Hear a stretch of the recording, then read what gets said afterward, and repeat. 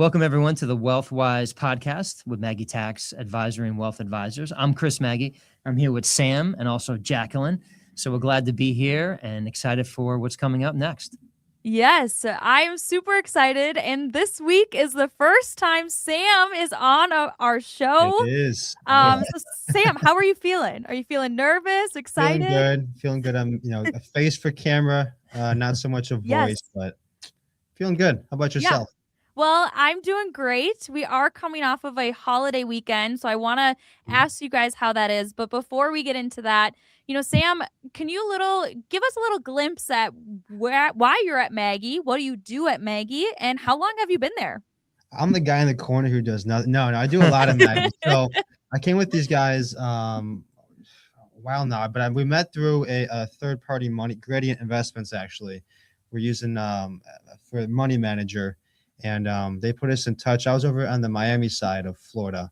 And, they're like, hey, we got another firm out there on the other side. They're looking for individuals like yourself.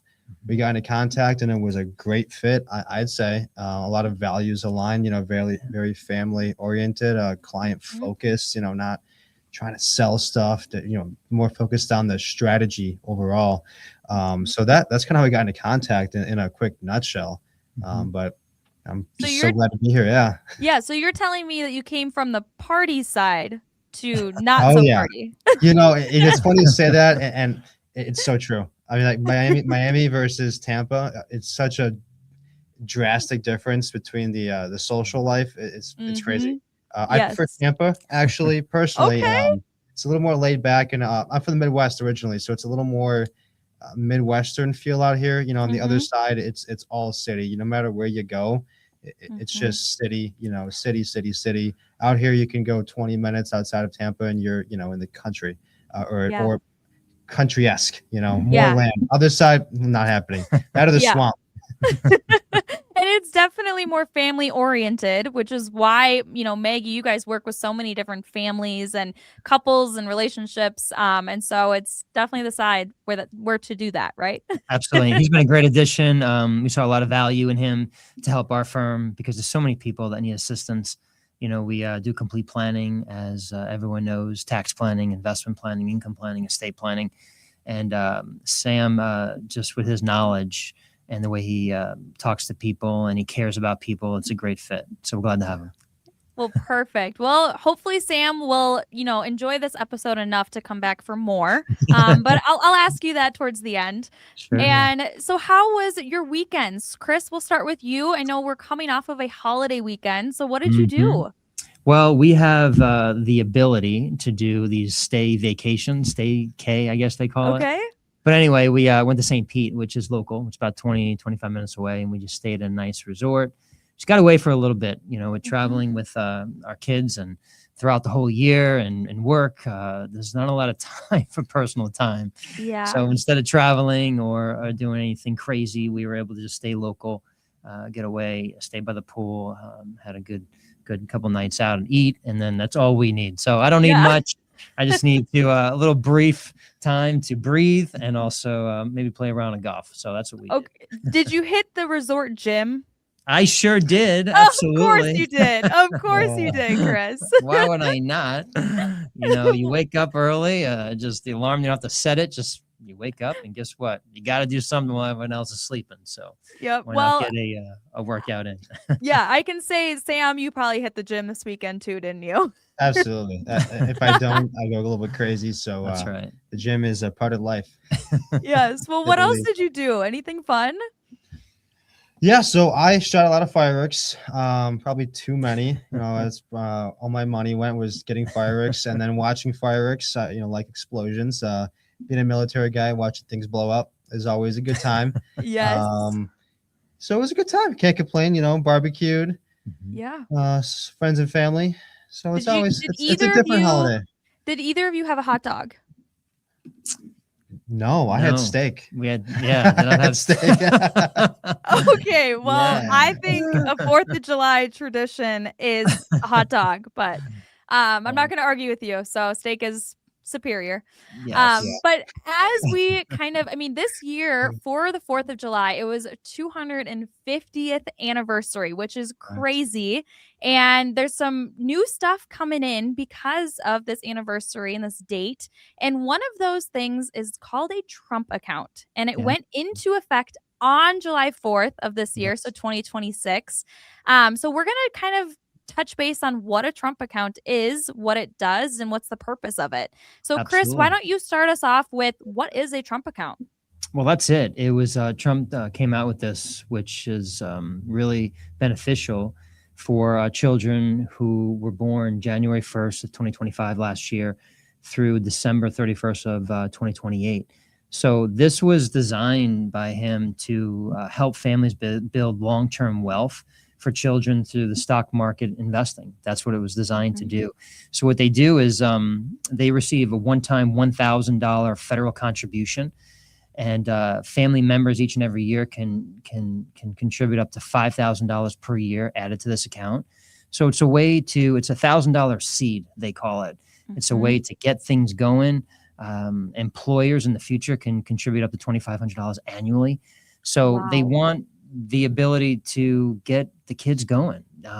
We need to start early with retirement accounts for the younger. For people who are older, you need to start talking about distribution planning. But for Trump, what he has done is to get these kids going with $1,000 seed.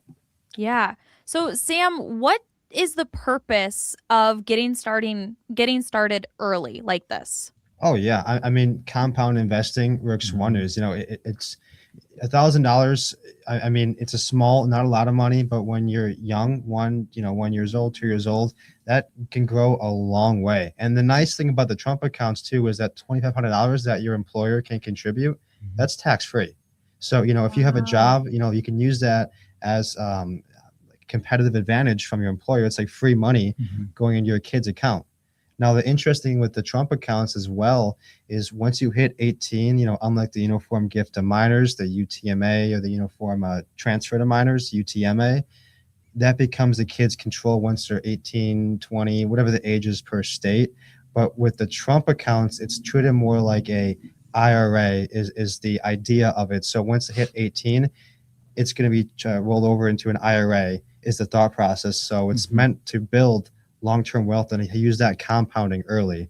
I'm sure you've seen the example, if I saved $20 a month when I was 20 years old, time you're 65, you're a millionaire. But you hear that when you're 40, so it's like, well, I can't do much now, and I got to save $2,000 a month.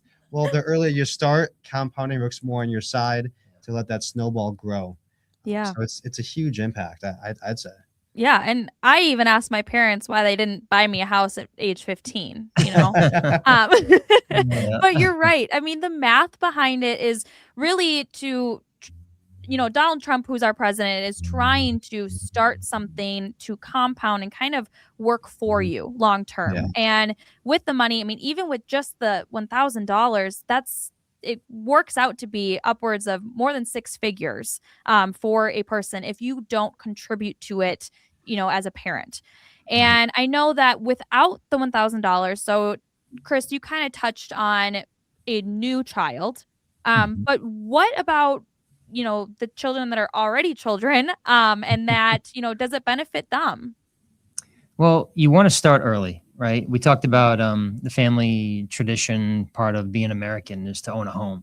Well, when Trump came out with this, he wants kids to have an investment account where they can access.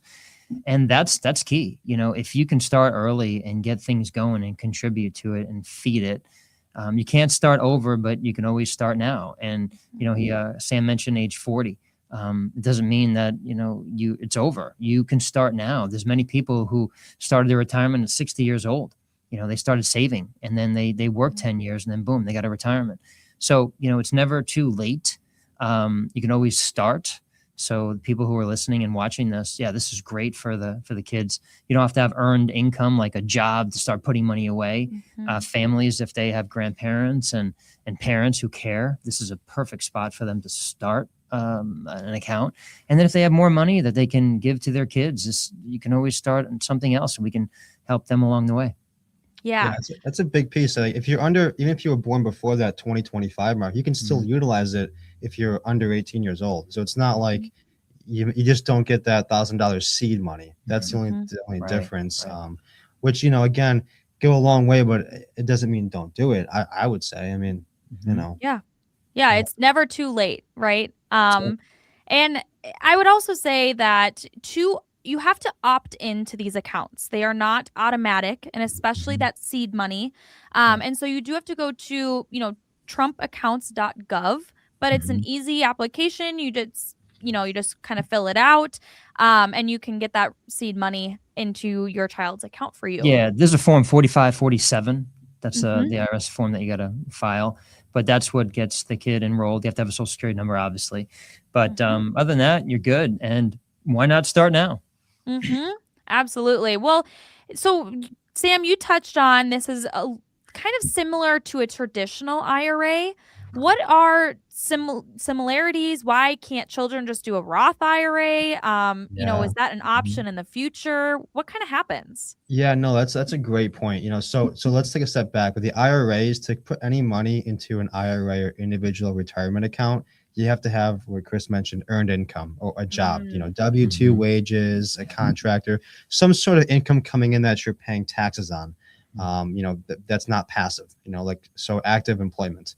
Now, when it comes to the traditional IRA, when you put money in, you get a tax deduction today, but when it's going to grow tax deferred and you Mhm. pull it out tax free. Now, the Roth's the opposite. There's no deduction today, but it's going to grow tax free and you pull it out tax free. So, different ways to go about it. Now, with the Trump accounts, there's no tax deduction to put money in. Right. Now, again, Mm. if the employer puts money in on the kid's behalf, they can put that money in and it's non taxable at all. So, it's not like income to the parent. But once that kid hits 18, the thought process is that the Trump accounts will convert to a like an IRA style account to Mhm. where that money is going to grow. It's going to grow tax deferred, and when they pull it out, it's all taxable. Mhm. So that's the biggest reason. So if you're 3 years old, you obviously can't work, so you can't have income to put into a Roth IRA. So that now if you're 15, 16, and you have a summer job, Mhm. it's a different story. Yep, and that's why planning's so important. So you mentioned the IRA, the Roth IRA, the Trump account. There's also 529 plans out there for education. Mhm. That's tax advantage because the money you put in, all the interest grows tax deferred, which means you don't pay tax on it. But if you use it for educational purposes, then guess what? Comes out tax free. So these are a lot of great accounts that you can set up. And if you have money or your parents have money or grandparents, and that's why putting together a plan and funding different buckets is a great opportunity for everyone who has these ability to do stuff like this. Yeah. What happens when they turn 18? I Well, mean, that's they're an the thing. adult, right? Yeah. So it's interesting about this, and that's why more to come on this Trump. But as Sam was mentioning, if parents put after tax dollars $5,000 a year Mhm. into this, then that's their basis. So let's just say the $1,000 seed money went in, and then you put $5,000 for the next 10 years in. That's $50,000 is your basis. So now say it grows to 150,000. Well, that the interest grows what they call tax deferred, but the $100,000 of gain inside of it will be taxed, but the 50,000 of the contribution won't be taxed. So that's why we got to look and see how Mm. things come in the future. If they're going to subject this to the 10% early distribution penalty, if they're under 59 and a half, I don't know. These are things that we have to see how the regulation is going to impact it. But at the end of the day, bottom line here, if a kid was born in last year 2025 January to 2028, and guess what, enroll, fill out that form 4547, and then if you have family members or if you work, have them contribute the money to it, so you got a nice retirement account or Mhm. an account for the child. Yeah. Yeah. Timing is the best thing that you can have on your side when it comes Sure. to accounts like this. And one more quick question for Sam, because I know Chris, you touched on it a little bit there, Sure. but 529s are used for education. Yep. Would you recommend you kind of use it in comparison, use it instead of the Trump account in addition to the UTMAs that you also talked about?